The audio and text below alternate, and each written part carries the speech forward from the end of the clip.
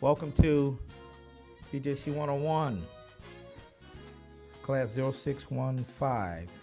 We will be talking about financing your business, several elements of that.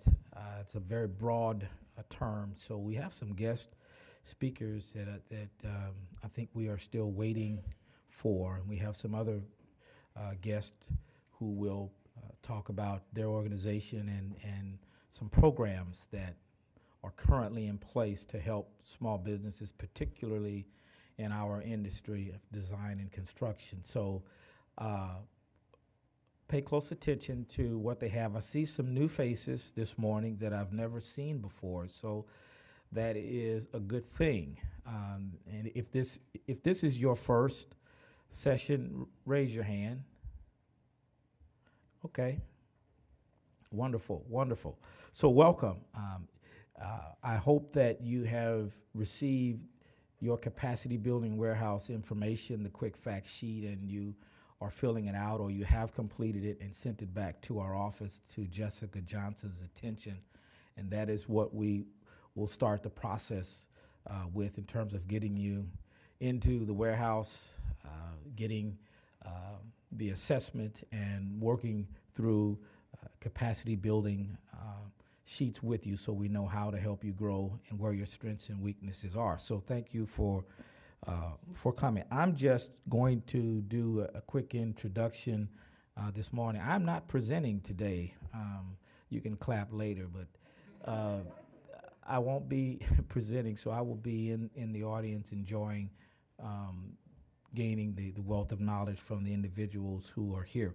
Sandra Marks, who is our partner in this, will handle all of the heavyweight duties today in transitioning from speaker to speaker. Greg Moeller is here, who is the Vice President for Planning, Design, and Construction. He represents BJC, and it's because of his efforts that we are here this morning in this room. So I'm going to turn the floor to Greg and let him say hello, introduce himself to those of you who have not had an opportunity to meet him, and go from there. And I may or may not be back up today, which is really strange for me. You know, it's like I need to click on something and start going. But before I turn it over to Greg, you know, people are still looking at me funny because I still have this cane. In December, I had the cane, and they were still trying to diagnose what was wrong with my foot. They finally determined it was degenerative arthritis.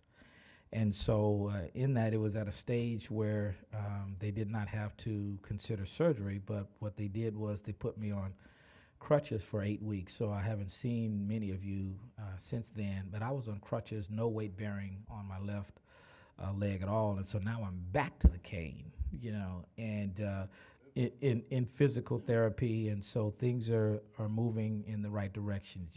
So hopefully the next time you see me, you know, I'll be back in the gym and running on the treadmill and something like that, right? With the Twinkie in the left hand.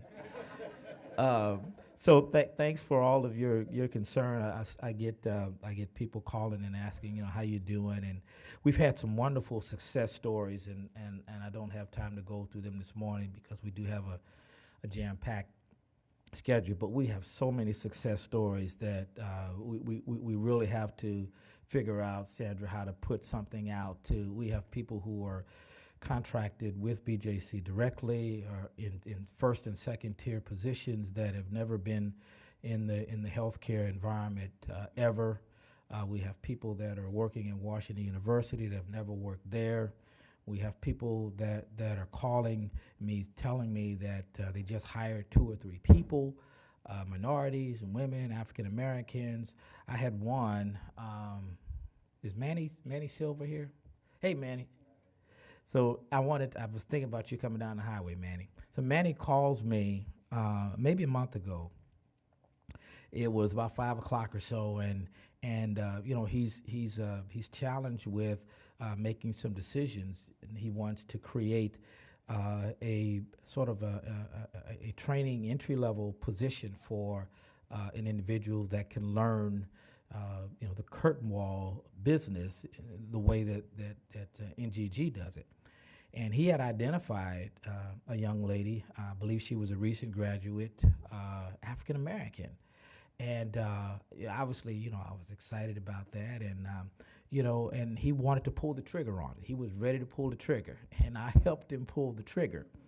But he wanted to know. We talked a little bit about salary and things like that. And I told him, I said, Manny, you don't know, this October will be 29 years for me in this industry, and when I started in 1986, I didn't see that. I was usually it.